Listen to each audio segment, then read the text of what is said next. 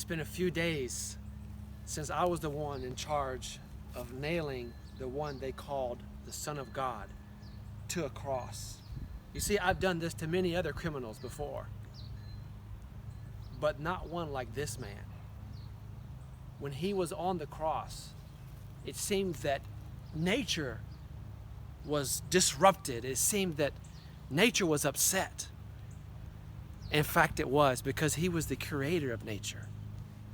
He was laying there, and the rest of us were all in darkness for 3 hours because nature groaned for its creator as he hung on a tree. At first, when I nailed him and with his wrist onto the cross and his feet, I did not realize who he was. But when I heard him say those words, "Father, forgive them, for they don't know what they're doing," I thought, what but supernatural power could be able to say such a thing after being nailed to a tree to the accusers?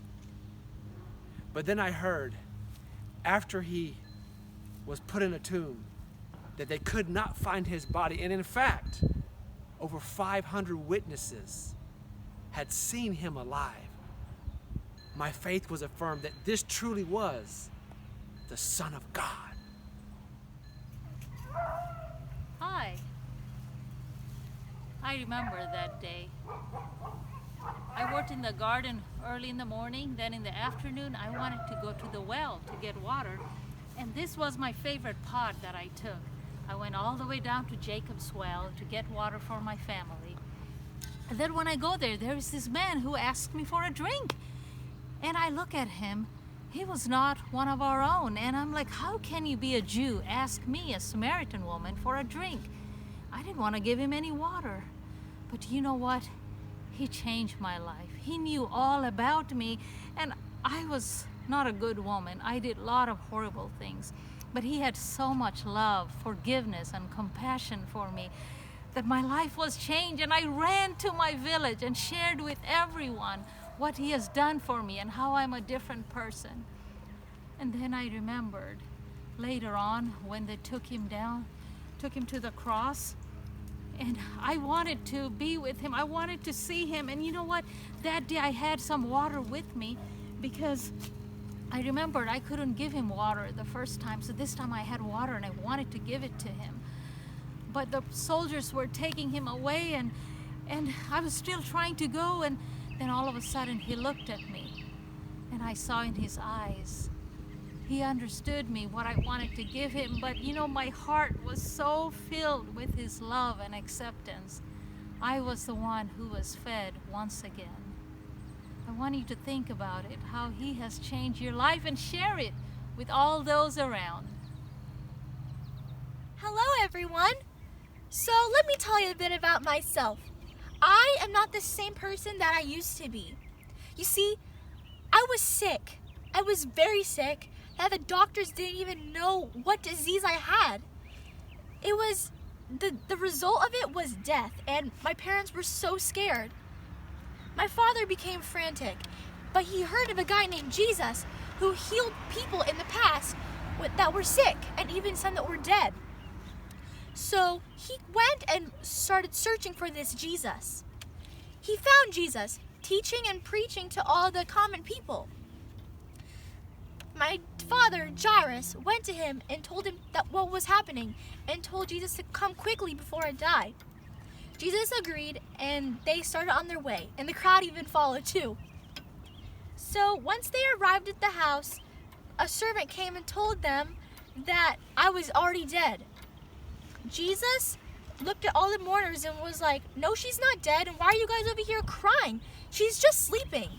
That confused everybody, and everybody thought Jesus was crazy.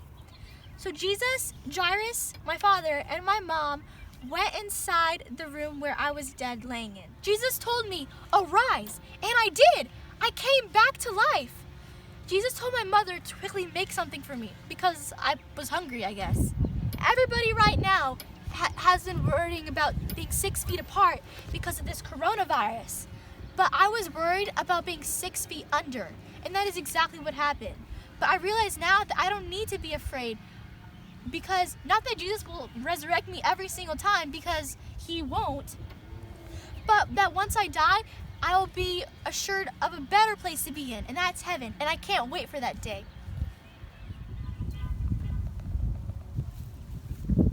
One day, I went to go hear the great preacher, Jesus, speak.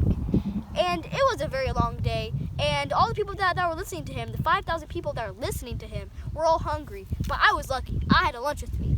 So when Jesus said, all you can eat, the disciples were like, this is enough food.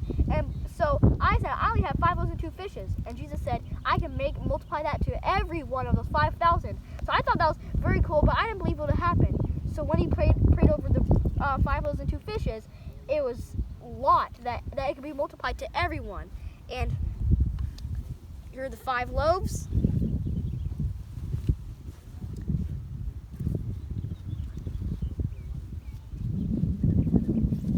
The bread, I guess the bread tasted very good if a lot of people had it. Go.